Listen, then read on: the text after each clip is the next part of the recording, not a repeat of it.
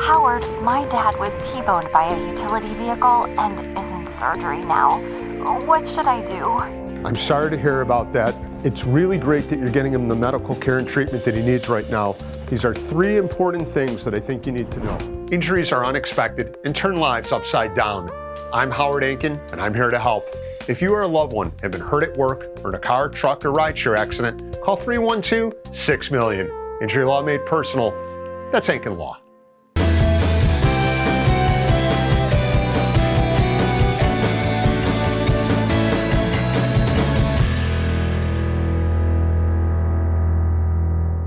It's great, you know, and I think what's special about our group right now is we're really not concerned about who we're playing, and certainly it's great to be able to win a series here at home against a really good ball club.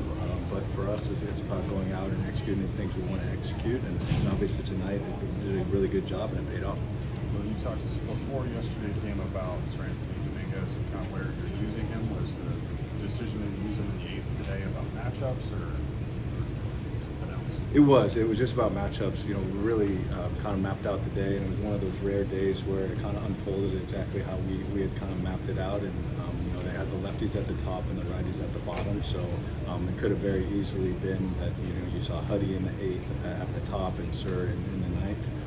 But again, all of these guys and their openness to fill whatever role is asked of them on a nightly basis is huge, and gives us the flexibility to put guys in the best spots. Teams don't get a lot of Chris Sale, obviously, on a regular basis. You took advantage of the one chance you really had against him. Yeah, and I thought really it was nice to see some hits there, and early on we weren't able to cash in on anything, but thought there was some good at bats, and he's just so good. You're able to cash in a couple there, you feel good about it, and obviously on the pitching side to be able to limit the damage gave us a chance to win the game. Was the execution better in that inning when you had Montgomery at second and Jacob gets him over to third, and then Hill had the big single in that, but was that more of what you're looking for? Yeah, situational stuff where these guys are going out and doing their job. Jacob did a great job. He understands what the assignment is there and went out and executed it. I know we'll talk to Davis in a second here, but from your perspective, what was he able to kind of execute from last start to this start? What sorts of things did you know he was working on when you sunk it down? Just really good stuff again. I think the extra rest really paid off for him. When he's got his good stuff and is able to pound the zone, and he was as good as anybody.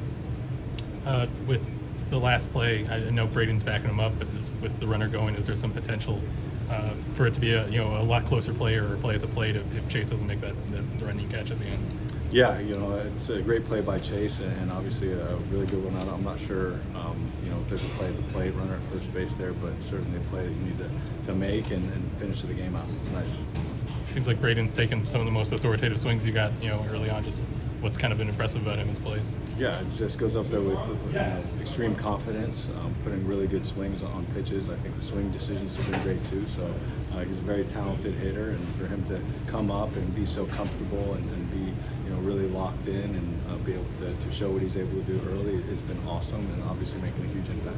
On the bench, and I was just like, it's funny when you're trusting God's plan, you're just having fun, and you're not scared of failure, and you're just kind of attacking the zone regardless of who's on base or where you're at, and just kind of giving it up to him, and kind of just frees me up to go play baseball to the best of my ability. How did the rest help you, the extra days they gave you? Yeah, I think, to be honest, you look at what Minnesota was, I think we thought about it, a lot of it mechanically, but I think just physically I was exhausted, and I think the 7 or the 8 day, I guess now, just realized how much maybe the body was tired, so that little blow was huge. Felt like the ball was coming out of my hand like normal, the shapes were normal, kind of like back to myself. We've had this before. Go ahead. Would you like to be able to beat this team at this moment for your family? Oh, it's huge. I think obviously, they have Acuna out, Baldwin out, we have Mune out, Teal out. Like, it's just like kind of just, hey, whoever's left, we got to figure out how to way to win. And it's just one of those great team wins. You're playing good defense, you're scratching, you're clawing, find any way you can. You're trying to minimize your mistakes, and it's huge for us. I think it's huge for our confidence to show that 2-1 game we can still be pretty comfortable. Obviously we like to score runs, but on those nights where we have to play good defense and pitch well, we can do that. You're not swinging the bat, obviously, but what's it like when you have a matchup with Chris Sale? When he's accomplished and what he's still doing. I think it's kind of a fun moment. I gave myself a little bit of time to look up. I know in left center they have the career stats. They had mine like career 300, 250 punch outs, and he had 3,000, 2,000, some crazy big number. And I was just like, man, this is fun. Like, this is exactly who you want to play against. This is exactly why you want to be in the big leagues, is to play against some of these guys and have the opportunity to try to compete against them. And he's had an incredible career. I mean, obviously he's still sharper than ever, and it's just really fun to play against a guy like that. You talked about this since the end of the 25 season about what this team can be. You guys, whatever it means, 67 games are a first-place team right now. What does that mean to you guys? I think it just means we're doing the things right. I think it shows that our culture is in the right spot. It means that, you know, the guys know their roles. I know the guys are doing their jobs, you know, off the field, making sure that we're doing everything in the weight room, the training room, you know, and prep to make sure we're doing our jobs. And that doesn't change, right? We have 195-ish games to go, and that just shows that, hey, whatever we're doing right now is working. So continue to put your head down, continue to work, continue to do things right, and, you know, hopefully we pop up our heads sometime in September and we're in a good spot. As part of kind of knowing their roles, that's also those relievers that come out, you know, after you leave the game and wherever they're asked to slot in, coming and putting up scoreless innings. That's a big part of a close game like this too. For sure. I mean, yeah, that's the thing. It comes down to the prep, right? Like, they know their pockets that they're trying to be prepped for. You know, Nuke and Huddy are going to be in that top 4 guys, you know, the lefties, and then, you know, Serve being super selfless, coming in the 8th and doing his job against the righties. I mean, it's just one of those deals where you have to have 26 guys that truly want to win and don't care about their pride or their ego, and go out there and do what needs to be done to win the baseball game. And so I can't say enough about what the bullpen has been doing. You know, and you even talk about Derek Hill and Grichuk as well.